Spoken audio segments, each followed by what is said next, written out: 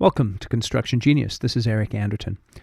Southwest Airlines is the world's largest low-cost carrier and is consistently rated in the top 10 of airlines worldwide by sites like TripAdvisor. On one level, they are like any other airline. They transport people from one point to another. But what sets them apart is how they do it. Unlike many major airlines, Southwest does not use hubs, but rather a point-to-point transportation system.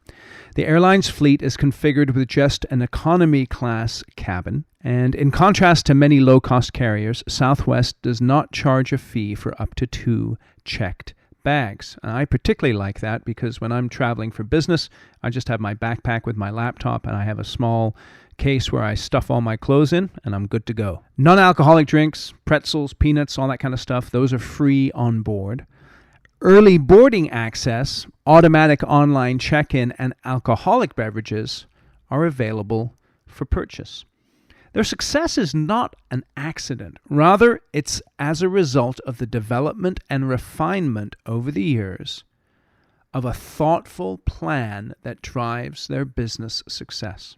Just like Southwest, if you're going to enjoy sustained success in your construction business, you must give considerable thought to building, adapting, and refining your company's plan. In this episode of Construction Genius, I'll walk you through how to do that. This is part 3 of the 4-part series on the Triangle one-page planning process. This is Eric Anderton, and you're listening to Construction Genius, a leadership masterclass. Thomas Edison said that genius is 1% inspiration and 99% perspiration. If you're a construction leader, you know all about the perspiration, and this show is all about the 1% inspiration that you can add to your hard work to help you to improve your leadership.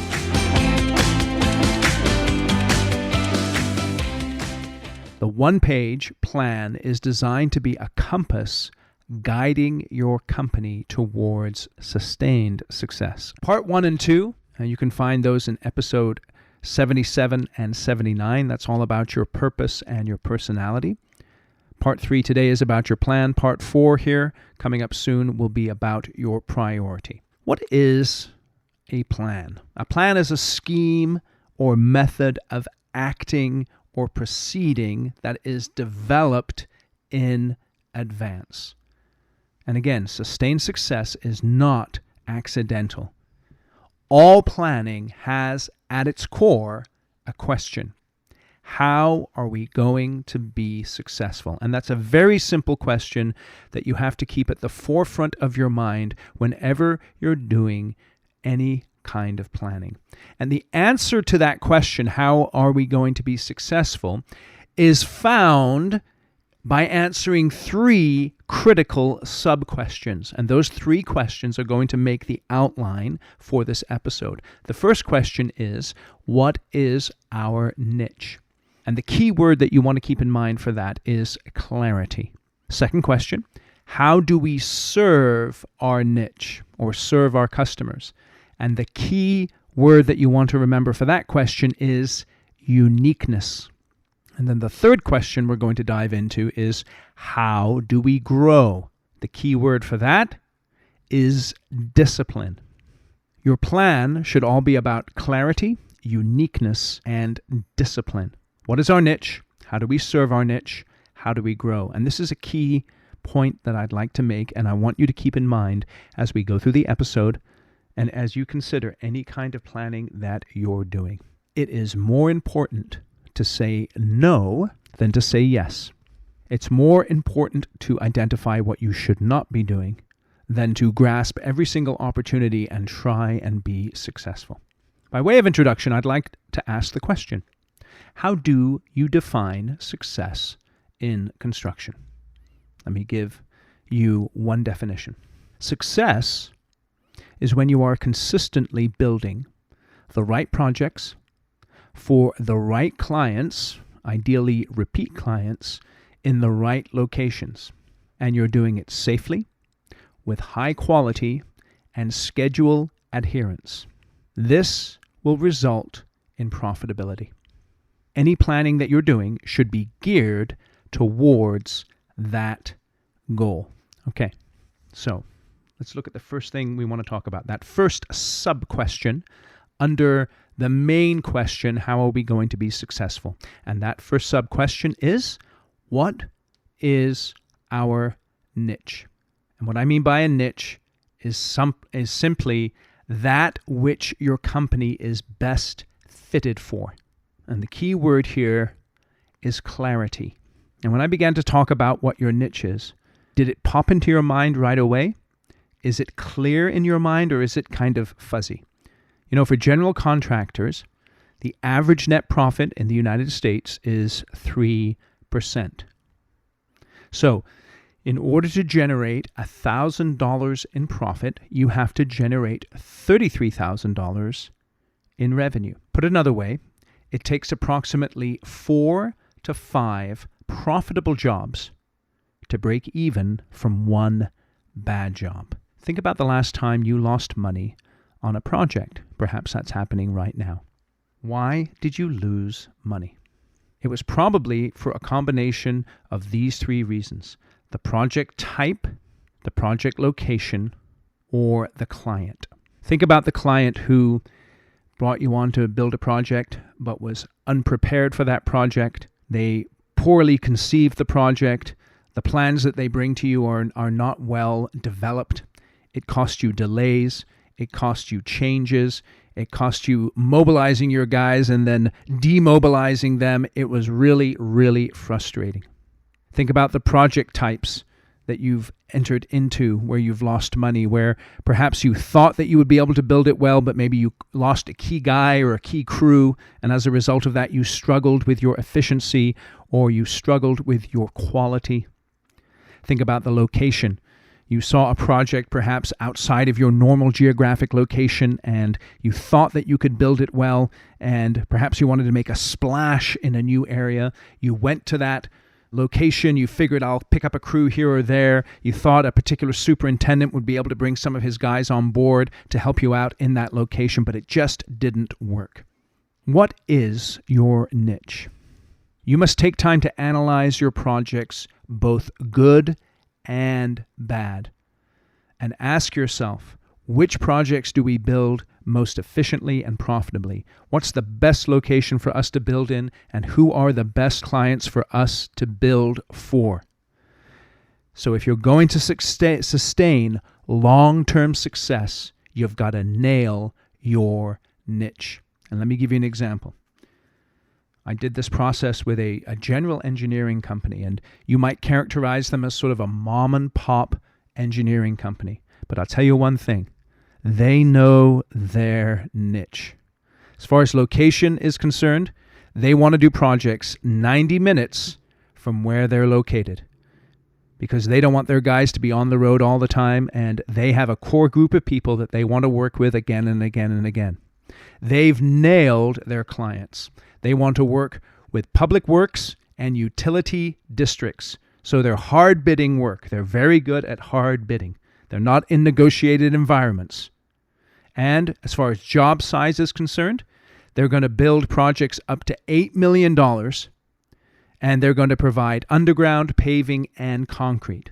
You notice what they've said yes to and what they've said no to in defining their niche. And that's the wonderful thing about business. Your niche can be whatever you want it to be. You can do whatever you want with your business. But the problem with many construction companies is they are unclear on the niche. And because they are unclear on the niche, it's difficult to be consistently successful. If you're clear on your niche, you can filter all of your decisions through those questions: right location, right job, right client. And this should be front and center of your one-page plan. Now, to go deeper and begin to set yourself apart from your competition, you then have to ask, in terms of the clients that you're working with and the projects that you're building, how do you solve problems and add value? And that leads us to the second question that you want to ask when you're building your plan. and that is, how do we serve our niche? And the key word here is uniqueness. And really what we're talking about here is, how can we drive up revenue and drive down costs while solving problems and adding value for our clients? This is how you're going to drive profitability and success over a long period of time. And again, you have to give forethought to this. You can't just be showing up and winging it. You have to sit down with your executive group and do some thinking around, first, like we said, what is our niche? And now, how do we serve our niche? And what's really interesting, this word uniqueness, if you listen to episode 77 and 79, we talked about how purpose and personality make you unique. And as I've been reflecting upon this idea of plan and how you do your business, it is another opportunity to really set yourself apart from the competition. Again, back to Southwest, what they do is fundamentally no different than every other airline in terms of transporting people from one location to another. But again, it's how they do it and the choices that they've made in terms of how they serve their customers. So for instance, one of the choices they've made is limited passenger service.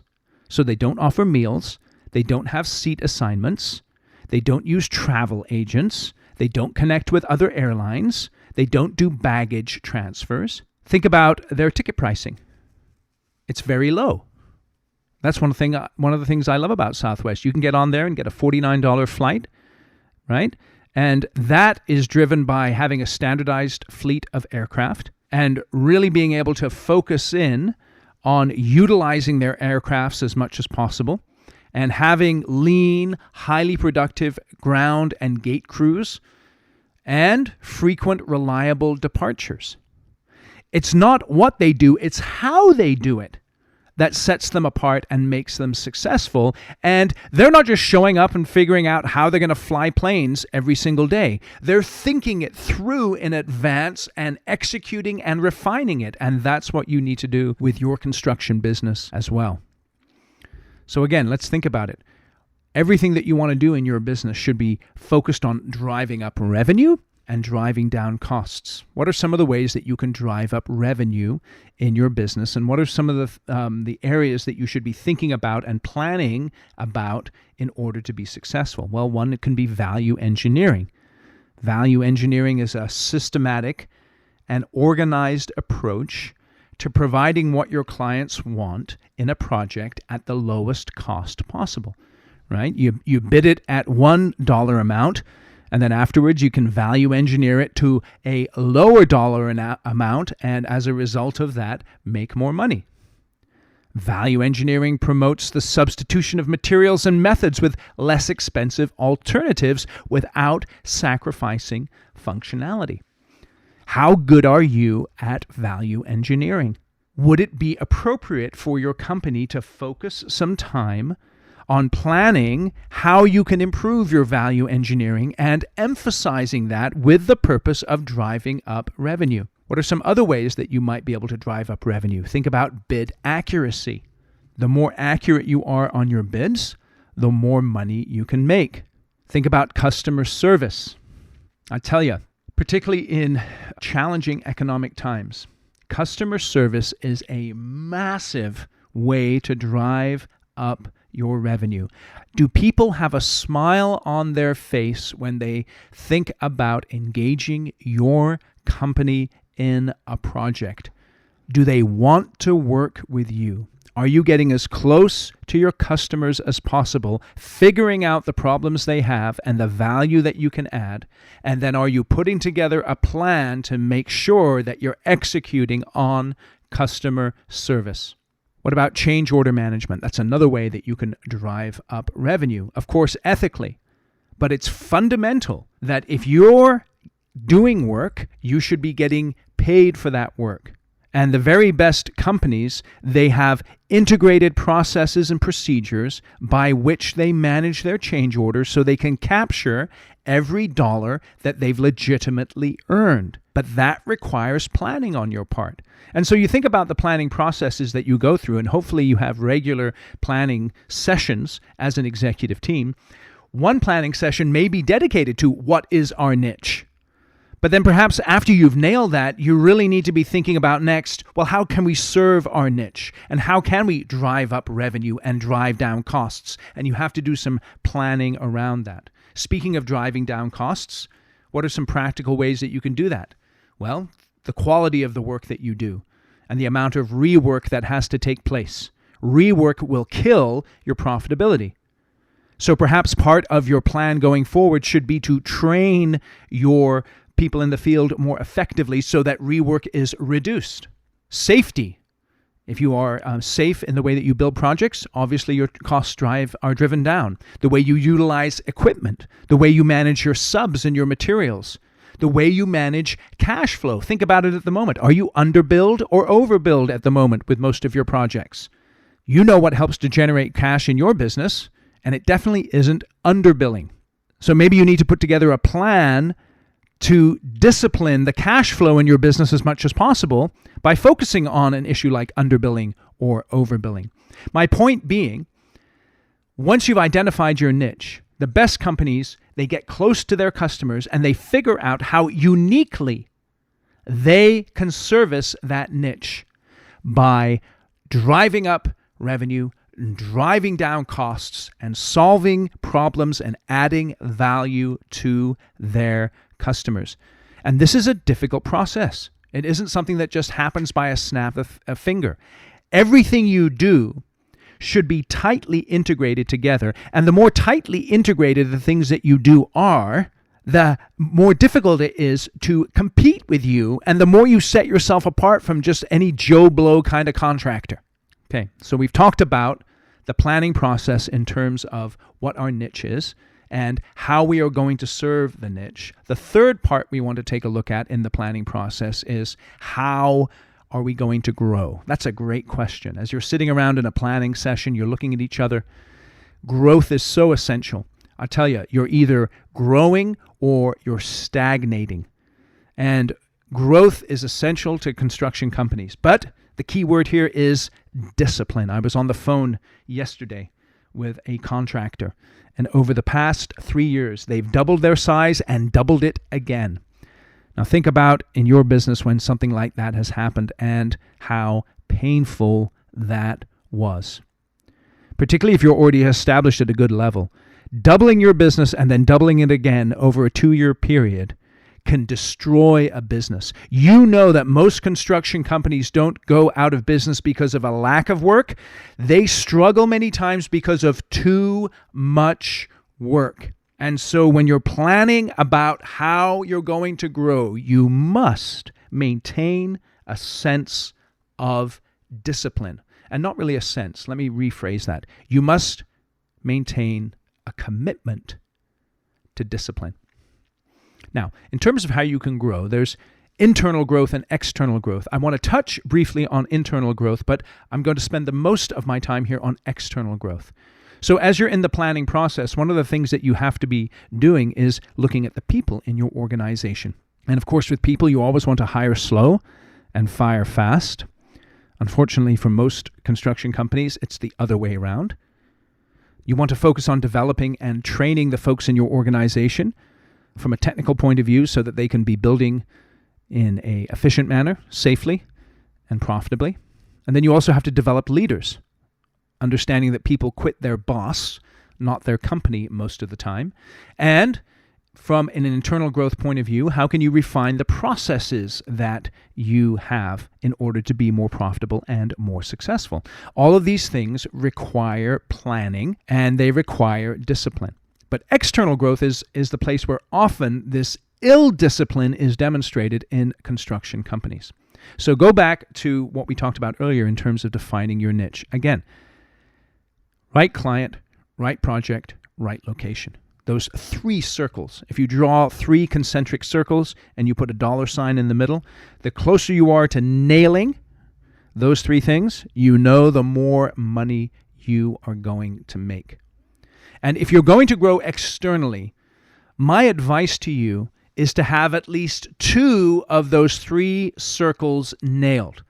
So for instance, let's say you have a great relationship with a client, and that client comes to you with a project opportunity in a new location. And that project opportunity is in your sweet spot. It's a client that you trust, and it's outside of your geographic location. But because of those 2 elements that are in place already, the project and the client, you perhaps can be a little more comfortable stretching your geographic boundaries, knowing that at least you've got the project and the client base covered. So be thinking in terms of nailing 2 of those 3 circles. And as you're thinking about growth, you really need to do an analysis of the markets that you're going into. Okay? So think about a new market or a new set of projects that you're getting into. Let's say you're looking at new project types. Think about the primary customer for those project types. Do you already have clients who you could build those new types of projects for? What is the growth potential for that project type? Is it high? Is it medium? Is it low? What is the profit potential? What is the market share potential? What is your strength versus competition? What is the life cycle of that particular project or market type? Is it emerging? Is it mature? Who is your ideal customer in that particular segment? What is the fit with your sweet spot? Okay, what are your weaknesses versus your competition? These are all questions that you have to ask in the planning process as you're thinking about disciplined growth. As you're thinking about your growth, you always have to be analyzing your competition. Okay? You're in construction, so therefore you have competition. Now, as you're integrating the way that you do business and making yourself unique, you can be setting yourself apart from the competition, but the competition are always there. And so think about your competitors in a new market that you're thinking about getting into. What are their strengths? What are their weaknesses? What is their niche? What is their main threat to you? What are some potential initiatives to beat them? These are all questions you should be asking when you're going through the planning process. Again, planning is all about how are we going to be successful? And planning asks those 3 questions. What is our niche? How do we serve our niche? And then how can we grow? And you might ask, how often should my plan change? Well, an organization's plan should change whenever its competitive landscape shifts and market conditions call for a different approach. Okay, think about the markets that you're in. What are the barriers to entry?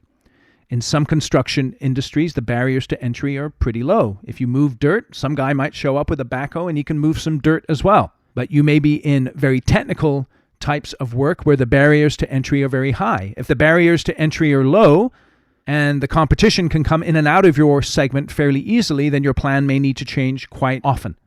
If your barriers to entry are high, then perhaps your plan will have a little more durability. Another thing to think about, not only barriers to entry, but the rate of innovation. If in the areas that you focus in, the rate of innovation is high, then your plan may have a low durability and you may need to change it up.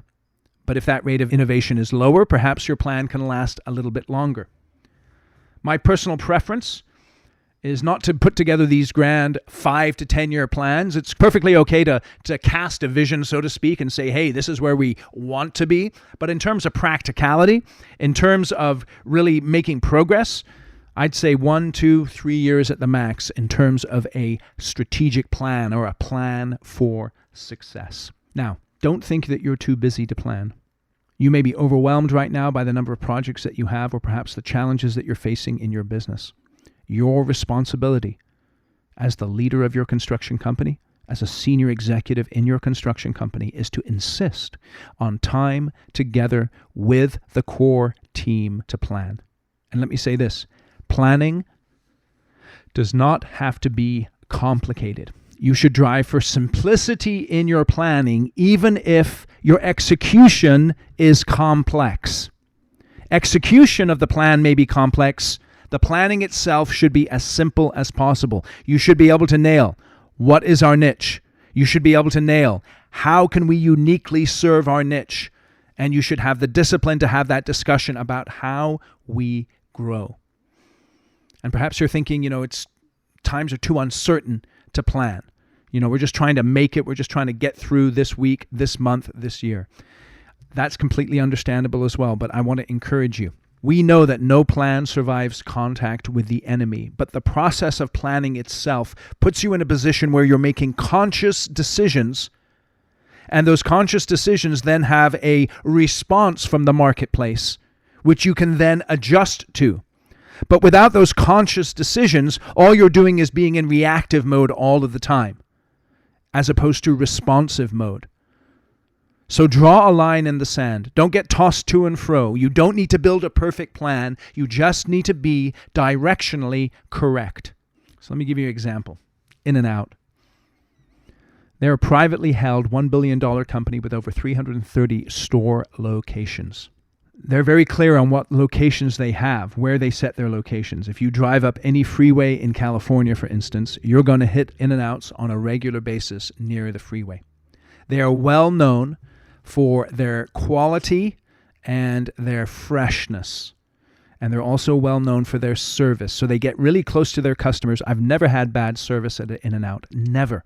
Now, I know their burgers aren't I can make better burgers than In-N-Out, right? But their burgers are good enough, and they're better than McDonald's, and the service is better than McDonald's, and the bathrooms are cleaner than McDonald's, and I like the fries, and I like the shakes. And they have a specific focus in their business. They've said no to chicken, right? You go to In-N-Out, and you get burgers, fries, and shakes.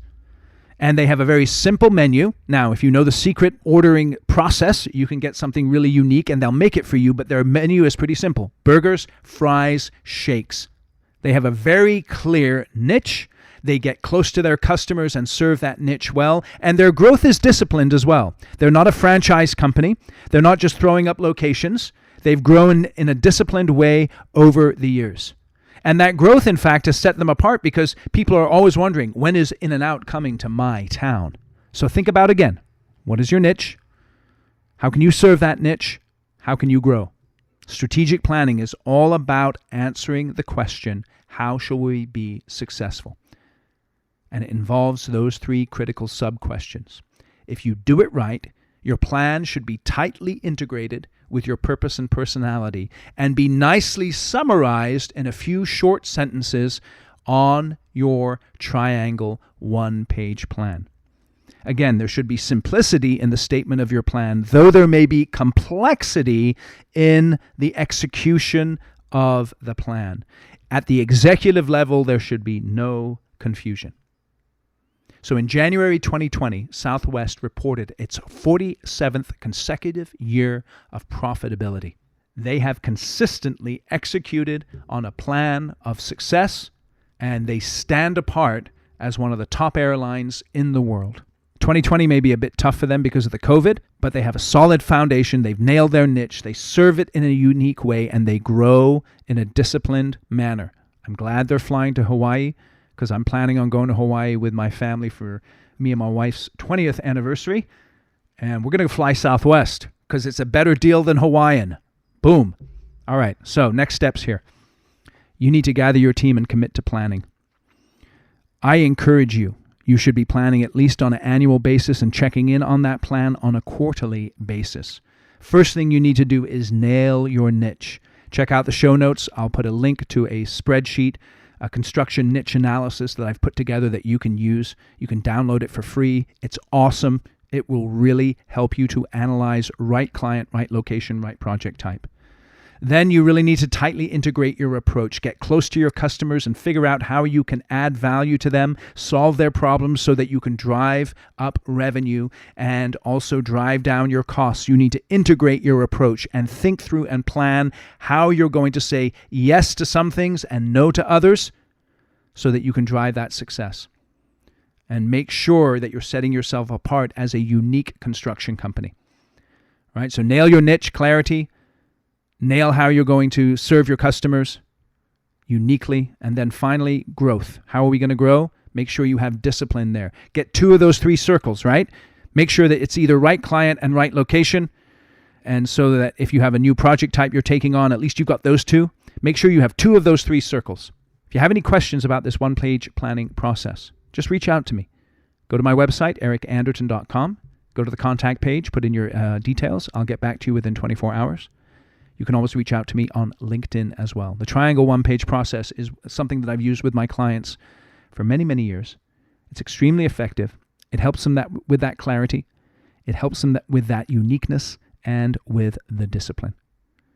My name is Eric Anderton. Thank you again for listening to Construction Genius today. Feel free to give us a rating or review wherever you get your podcasts. Don't forget to download the Construction Niche Analysis, which is in the show notes. And I really appreciate you listening to the episode here today. Thank you for listening to this episode of Construction Genius. Hope you found that 1% of inspiration to help you in the next few days. If you like the show, please give us a 5-star review on iTunes. Share it with other construction leaders who you think would benefit. And always remember that the show is brought to you by Kick-Ass Meetings. I've been working with construction leaders since 2004, teaching them how to run extremely effective problem-solving meetings that gets their people collaborating, taps into their creativity. And to get yourself a free copy of the Kick-Ass Meeting Report, go to www.ericanderton.com/kickassmeetings. Grab yourself that free report, read it, use it in your business. You'll find it extremely useful. And thanks again for listening.